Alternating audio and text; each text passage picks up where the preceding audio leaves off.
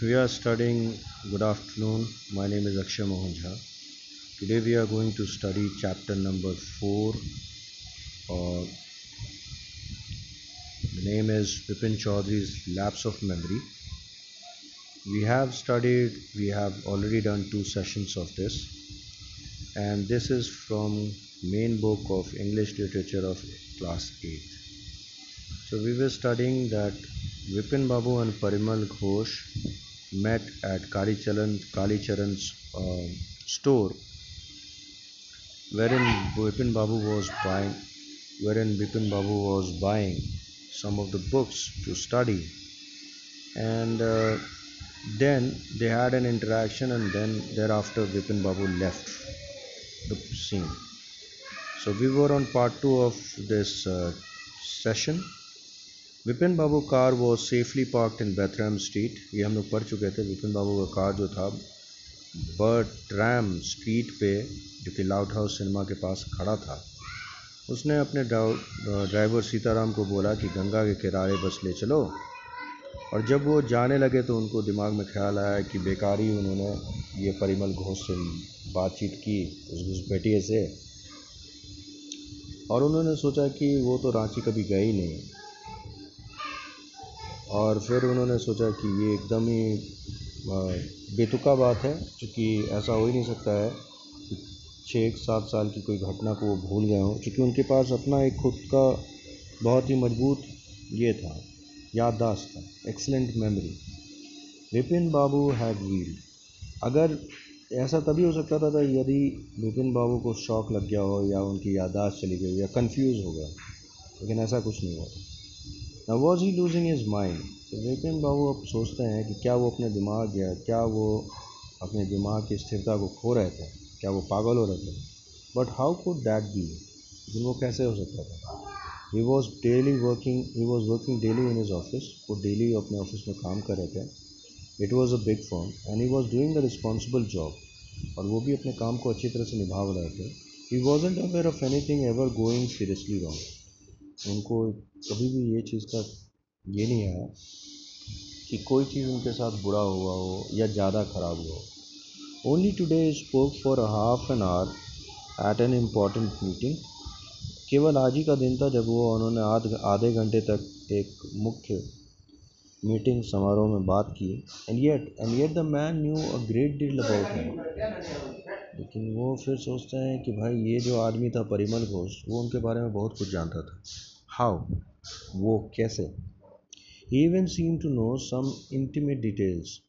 और परिमल घोष को विपिन बाबू के बारे में कुछ जो बहुत करीब खासम खास जो डिटेल्स थी, यानी खास जो बातें थी, उसकी भी जानकारी थी. The bag of books, wife's death, brother insanity. जैसे कि बैग का बुक था वो हमेशा वो ले जाते थे. उनकी पत्नी मर चुकी थी, भाई पागल हो गया था. The only mistake was about is having gone to Ranchi. और वो ये सब बात तो वो सही बता रहा था, लेकिन वो एक ही बात झूठ बोल रहा था कि वो रांची गया था. Not a mistake, a deliberate lie. कहता है वो गलती नहीं कर रहा था, वो जानबूझ के वो बात कह रहा था. इन 1958 during the Pooja's he was in Kanpur. उनको याद आता है कि 58 के दौरान, वो पूजा के दौरान वो कानपुर में थे, at his friend Haridas Bagchi's place, और अपने दोस्त हरिदास बागची के यहाँ थे. All Bipin Babu had to do, और जो बिपिन बाबू को करना था,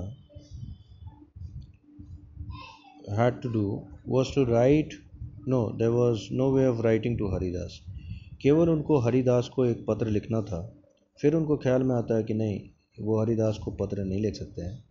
Bipin Babu suddenly remember that Haridas had left with his wife for Japan. तब उनको याद आया कि हरिदास जो है अपनी पत्नी के साथ जापान चले गए हैं, और वो भी कुछ सप्ताह पहले.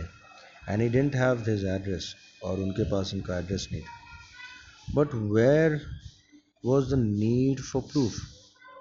फिर बिपिन बाबू सोचते हैं कि ये साक्ष्य की ज़रूरत कहाँ है, प्रमाण की ज़रूरत क्या है. He himself was fully aware that he hadn't been to Ranchi. उनको खुद याद था कि वो कभी रांची गए नहीं थे. And that was that. और ये एकदम सच बात. The river breeze was bracing. अब जो नदी की जो हवा है वो धीरे धीरे इनको आके छू रही थी. And yet a slight discomfort लेकिन लिंगर्ड इन बिपिन बाबूज माइंड। लेकिन उनके दिमाग में एक चीज़ चल रहा था और जो उनको बहुत ही बेचैन कर रहा था बिपिन बाबू के दिमाग में। Around Hastings Bipin Babu decided to roll up his trousers. जब वो हेस्टिंग जगह का नाम है, जब वो हेस्टिंग्स के पास पहुंचे तो बिपिन बाबू ने सोचा कि चलो अपने घुटनों को उठा के देखते हैं, यानी अपने पैंट को उठा के देखते हैं। Take out a look at his right knee, और देखते हैं अपने दाहिने वाले नी पे। There was a mark of an old inch long cut. तो उनको याद आता है कि 1 इंच का कट मिला हुआ है। It was impossible to when then injury had occurred. और विपिन बाबू को याद नहीं आ रहा है कि उनको जो ये घाव हुआ वो हुआ कब। Had he never had a fall as a boy and cut his knee. उनको ये अब सोचते हैं had he never had a fall as a boy, क्या उन्होंने बच्चों के समान had he never had a fall as a boy and cut his knee, उन्होंने क्या वो गिरे नहीं थे बचपन में कभी और उन्होंने उनके घुटने कट गए हों। He try to recall such an incident. वो ऐसी घटनी के बारे में सोचते हैं बट कुडंट, लेकिन उनको याद नहीं आता है कि ये कट कहाँ हुआ, ये कट कहाँ लगा। Then Bipin was suddenly thought of Dinesh Mukherjee. तब उनको याद आया दिनेश मुखर्जी के बारे में। The man had said that Dinesh was in Ranchi at the same time, कि दिनेश भी रांची में था।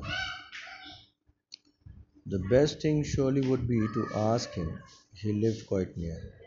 अच्छा बात यह था कि वो पास ही में रहते थे और वो नज़दीकी में रहते थे। इन बेनिन बेनिनंदन स्ट्रीट, इन बेनिनंदन स्ट्रीट, वो बेनिनंदन स्ट्रीट में रहते थे। स्ट्रीट में what was going right now, what about going right now.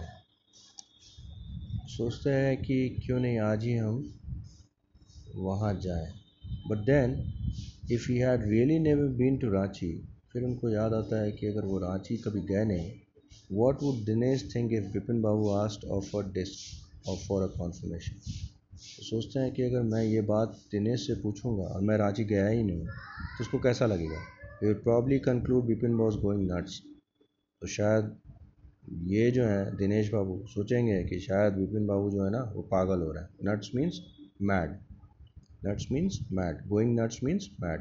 No it would be ridiculous to ask him. उन्होंने सोचा कि ये जो है उनसे पूछना हास्यास्पद होगा। रिडिकुलस मीन्स हास्यास्पद होगा। And he knew how ruthless Dinesh sarcasm could be. और उनको इस बात को बड़ी भली बात ही समझते थे कि दिनेश जो है कटाक्ष कितना गंदा कर सकते हैं। Sipping a cold drink in his air-conditioned living room, Bipin Babu felt at ease again। तो बिपिन बाबू कोल्ड ड्रिंक पीते हैं और एयर कंडीशनर रूम में और आराम करते हैं। Such a nuisance, just because they have nothing else to do they go about getting into other people है। तो वो सोचते हैं कि उस आदमी के बारे में, परिमल घोष के बारे में, वो सोचते हैं कि चूंकि इसके पास कोई और काम नहीं है तो ये दूसरे के काम में नाक गड़ाने वाला आदमी है। After dinner, snuggling in bed with one of the new thriller, जब खाने के बाद बिपिन बाबू बिछौन में गए और एक नए थ्रिलर के साथ, बिपिन बाबू forgot all about the man in new market.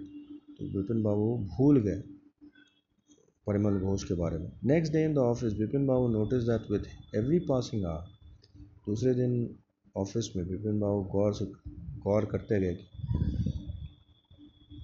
हर एक घंटा बीता हुआ घंटा, the previous days encounter was occupying more and more of his mind, कि उनके दिमाग में बार बार जो पहले घटी हुई घटनाएं थी वो बार बार आ रही थी। If the man knew so much about Bipin Babu, उनके दिमाग में आता है कि अगर ये आदमी इतना जानता था बिपिन बाबू के बारे में, how could he make such a mistake about the Ranchi trip. तो फिर वो रांची के बारे में इतना गलत कैसे बता रहा था। Just before lunch Bipin Babu decided to ring up Dinesh Mukherjee. ठीक खाने से पहले, लंच के पहले उन्होंने डिसाइड किया कि मैं रिंग करूंगा दिनेश मुखर्जी को। It was better to settle the question over the phone.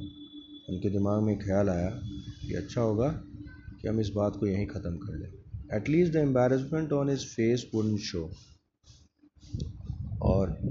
इतना तो था ही कि जो एम्बैरसमेंट था, जो उनके चेहरे पे जो हास था, वो उन पे नहीं दिखेगा।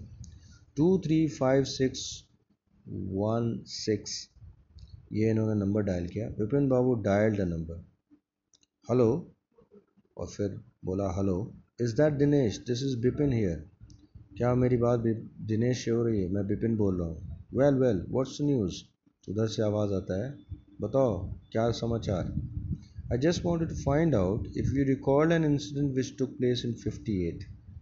तो कहता है कि मैं आपसे बस एक चीज़ जानने के लिए फ़ोन किया हूँ कि क्या आप कोई घटना याद कर पा रहे हैं 1958 का। ठीक है, और यहीं तक आज के लिए। I hope you understood the chapter. Student, read the chapter. Find the word meaning of embarrassment. Embarrassment means sharmindagi. But still you need to write the meaning. Snuggling. Snuggling means घुसना, बिछौन में जाना. You need to find the meaning of snuggling as well. And you need to study this chapter. अगर फिर भी आपको दिक्कत होता है तो we'll be revising it. I'll be summarizing it once someday, tomorrow or day after tomorrow. Thank you for as of now. Have a wonderful day. Bye.